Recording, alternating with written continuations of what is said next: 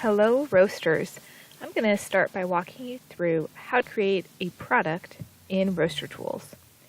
So at this point, we are going to assume that you have gone through and created your green coffee, your pre-roast blends if you have any, your roasts, and any post-roast blends that you may have. Now that you have all of that in place, you can go to Products and create a new product. Going to go ahead and hit New Product, and I'm going to show you how to create a coffee product. This is going to be super easy for you, just lots of basics, but I'm going to walk through every step with you. Let's start with the name for the product. And we will just call it Emily's House Blend.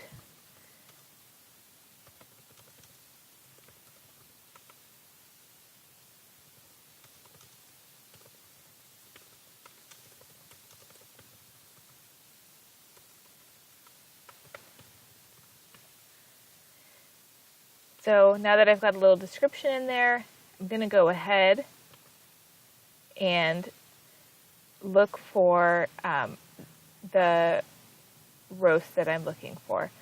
Now when it says coffee, what it's really talking about here are roasts. So if you have something that is a single, you put in the green, you're thinking it's going to be a single origin, but you haven't yet put in the roast, it's not going to appear here. So you can see we've got a little bit of it sorted. We've got our single origin. I want to head down to blend, and maybe inside the bag, despite what I've called it, it's really this. Label cost is according to what label you are putting on the bag. So this allows you to really get good analytics off of your coffee and the profitability and the margins that you're setting up for your coffee, because you have these really great label costs that are per item. So if you have somebody and you don't even put a label on the bag, you're going to put that as 0.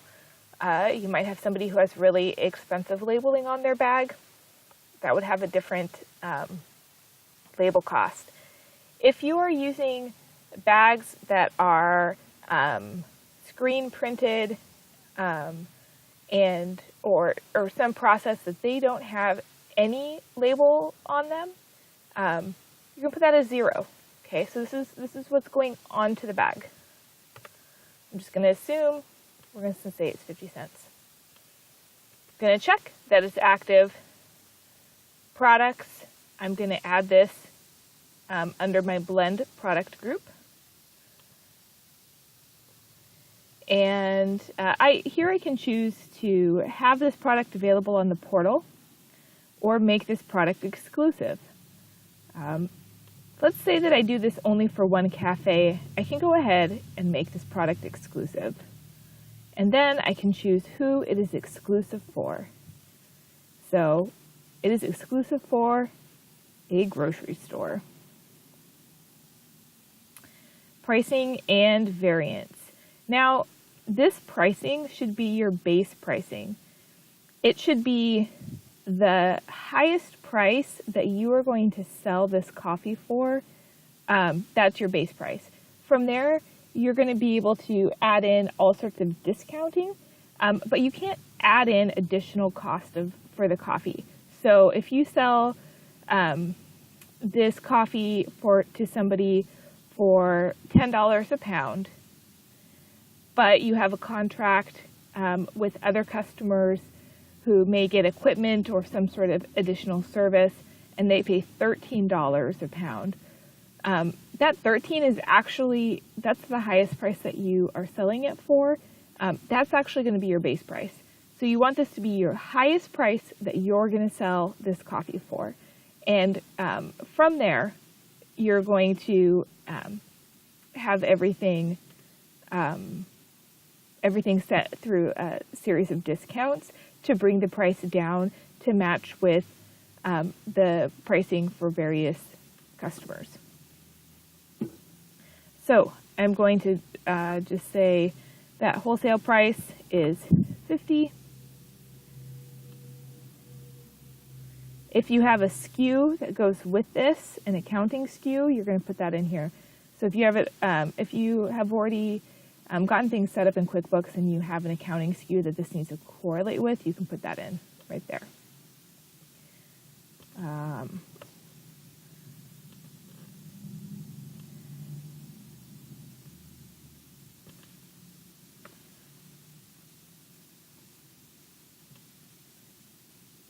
So we've got, so I can go down here, and if I don't put this in, if there's no price put in, it's not available for that. So all sorts of options in there, and then I'm going to go ahead and hit Create Product. And now I should see that product in my list of products. Oh, right there, all the way down here. And you can see what's actually in the bag, right? So this Emily's House Blend, what's actually in the bag, Hawthorne House Blend. Great option for doing private labeling or doing custom labels on your already existing blends. We are huge recommender or huge supporters of that process as a way to add revenue to your account. So just wanted to point that out. That is the basics of adding a product. If you have questions about adding bundles or other products, check out our help articles. You can go to help.roastertools.com to see a full listing of the help articles, or you can click here on Intercom to start a conversation and get some help and assistance. So that's it for me. That's the walkthrough on creating a product.